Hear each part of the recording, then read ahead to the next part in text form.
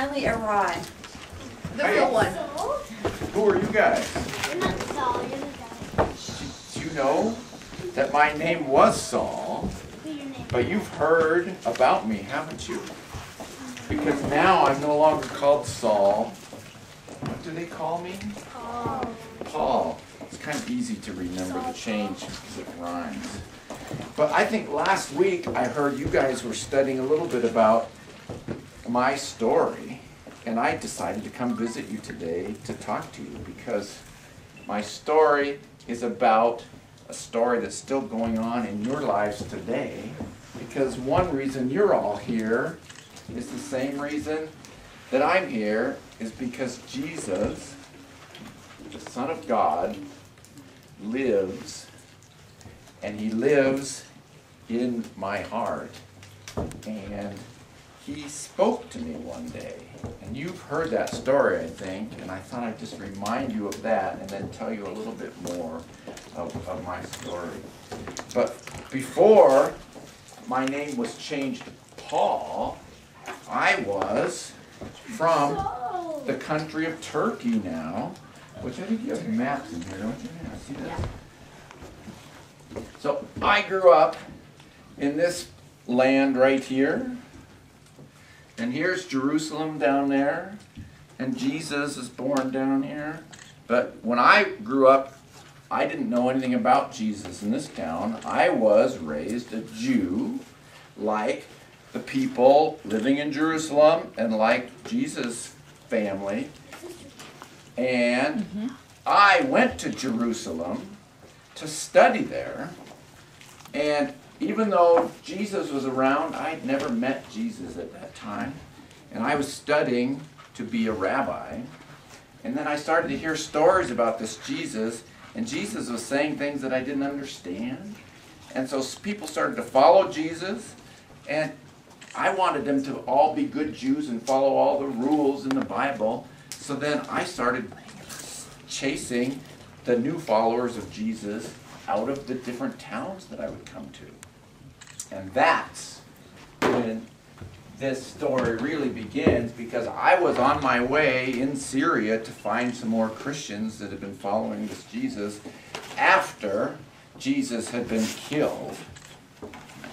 So Jesus had been captured and killed, and I was thinking we could stamp out the rest of the followers of Jesus because it was just a confusing thing. And that's when my whole life changed, because this voice came from the sky and this blinding light and said my name, Saul, Saul. And that gets your attention. When you hear your name from the sky and this blinding light shines in your eyes. And I said, who is this? And the voice said, this is Jesus. Why are you persecuting me? I thought, how could I be persecuting Jesus? I'm just trying to follow the laws that I understood. And Jesus said, stop persecuting me.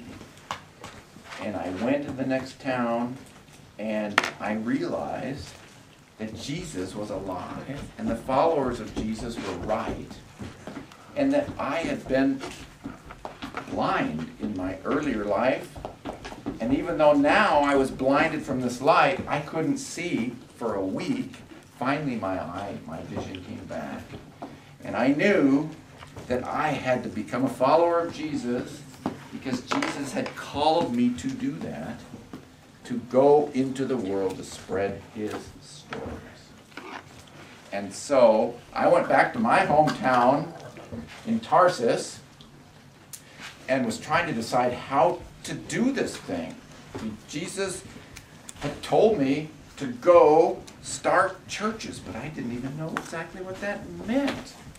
And then suddenly a message came to Tarsus, where I was, from a man named Barnabas.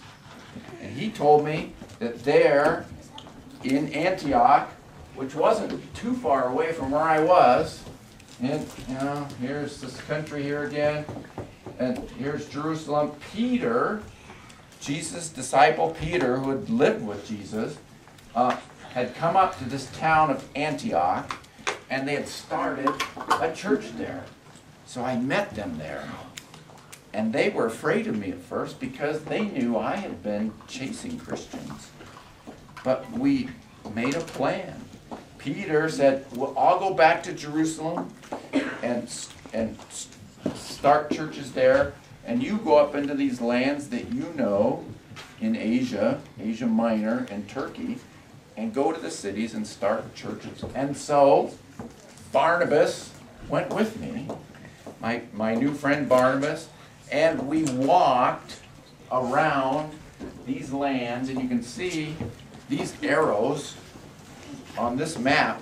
Those are the missionary journeys then that I took. And I took 3 different trips around this area, sometimes going by boat and going over to Greece, and on this loop, and then another loop, and I covered a lot of miles, 13,000 miles in my lifetime spreading the gospel. 13,000 miles. Now, how big is this country you live in from one side to the other, do you think? 3,000 miles? Like if we walked from, what, Seattle to New York City, is that about? Washington to New York City. Yeah, state of Washington to the state of New York, is that about, what, 4,000 miles? So if you did that 3 times across your country, that's how many times how far I traveled in my journeys. Is it a little On foot. on foot, and a little bit on boat when I was crossing the water. And every place I'd go, I'd come to a town, and I would meet people there and tell them this story about what happened to me, that Jesus was alive. And people would be curious and want to know about it. And sometimes they would listen, and a small group, kind of like this, would get started. And we would meet in people's homes together. And sometimes I would just stay for a short period of time. Sometimes I would stay and live with them for a year. And while I was there, I was writing letters to the places that I had visited before. And those letters are what became Paul, that's me, letters to the different churches in these cities that were collected together that became the New Testament. So much of your Bible that tells the stories of Jesus are the letters that I was writing to these churches that I was visiting. So, do you know the names of the first 4 books of the Bible in the New Testament? What are they? Yeah. The Gospels. What are the Gospels? The Gospels. What are Starts those? with Matthew. Matthew, Mark, yeah. Luke and John, right? Those are the Gospels that tell the stories of Jesus from the disciples that were living with Jesus at that time. Those aren't my books because I wasn't with Jesus when he was alive. I only met the risen Jesus. And so I was writing letters to the brand new churches, and all those letters became the books in the New Testament that come after Matthew, Mark, and Luke, and John. And so my letters to the Corinthians and Ephesians and the Colossians, those are the letters that I wrote where I was explaining. Now, I'm just going to show you a few of these pictures. This is what some of these places look like today. This is, you know who that is? It's not really me exactly. He just kind of looks like me. So this is last April. Kay and Marvin from your church went to visit these places and follow in the footsteps of Paul by bus. And then we get out and look at the cities, and some of the cities that Paul was visiting have just ruins there today. And so you can see they were Roman towns full of marble and columns. And some of these cities are modern cities in Turkey that have been built right on those spots. Yes? You know those are pictures. Yeah, well, You said we yeah, I know. got out. This kind of looks like you But do. you said we got out. Well, Not yeah. the path that you have on. Well, I get confused. Very literal audience. Yes. So there you can see some of these spots. They're big cities. In fact, some of these cities Paul was at are bigger than your town, I'll bet. You think? Yeah. Were these little spots he was going to? Yeah. I mean, how many people live in your town? How many? A lot.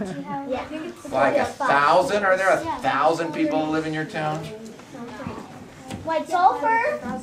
Maybe like 60,000 in our valley. 60,000. That's a lot, isn't it?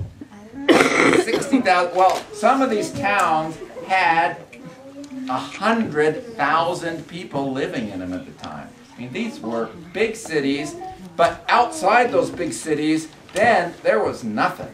I mean, so there were people living in mud huts, but then in these cities, the Romans had built these fancy roads, marble columns, baths. You could go to public baths, and running water and fountains. I mean, it was amazing. And I would go there and talk to people from all over this region. Some of them were Jews, some of them weren't, and they all were interested, and many of them started to believe. And so, in fact, this is Ephesus. There's the main street down Ephesus.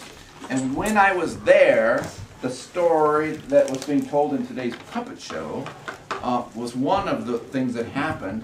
Every place I went. It wasn't always easy. And when I was there, in that town, it was one of the central places for the worship of a Roman goddess. Her name was Artemis. So they had lots of different gods. Everybody believed in lots of different gods. But in that town, they especially worshiped Artemis. And one way the people in that town made a living was all the travelers from all over around the region would come there and stay there to visit the temple of Artemis. And they would buy souvenirs. When you traveled, you buy souvenirs of stuff. And you take little stuff home, right? I mean, you buy little things, necklaces, bracelets. And when you get home, you put them on and you bow down and worship those little things you buy when you're on vacation. No? We don't worship Baba. I mean, like, you got a necklace on. At night, you take it off and you pray to your necklace. No, I mean, that's weird, isn't it? But back then they did. They would buy little necklaces with the little goddess on it, and they would pray thinking that that was God. Well, when I got to town, I told them to stop doing that because that little necklace didn't love them and was never going to save them. I told them about Jesus and God, and many people believed. But guess what?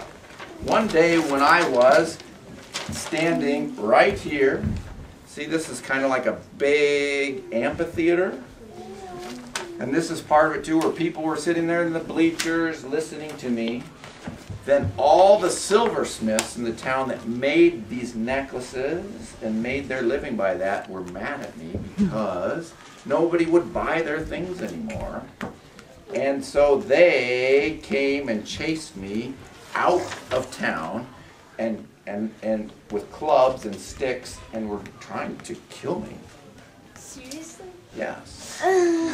And so they ran me out of town, so then I had to go to another town. But there were people that stayed in the town that continued to meet, and that I wrote my letter back to, my letter to the Ephesians in Ephesus. And that church kept growing, and eventually even the silversmiths and the people who made their living worshiping false gods came to see what the true God and God's love was all about. And part of that story and its meaning for us today is when I was traveling all those places, it was not easy. In fact, many of the towns I went to, people didn't like me and they'd throw me in jail. They would hit me with sticks. They would try to kill me. And something kept me going. Always. You've been where we were? And that something was that voice of Jesus calling me, saying, Saul, Saul, why do you persecute me? I want you to go into the world and tell the stories about me. And how could you not? If Jesus has spoken to you, how could you not keep doing that? And that's not just a story about me in the past, because every one of you here has been called by God. Jesus says your names as well. And part of what you're doing here at church is trying to figure out, okay, what am I going to do then? You know, you don't have to walk around Turkey and start churches, but Adam and Nina, I mean, Jesus has called every one of us here to follow him and spread his good news. And that's an amazing responsibility that you're all still learning about and looking into your future to see what that will mean for you. And what I know is that it means everything. And I think, You want to do a final prayer? yeah.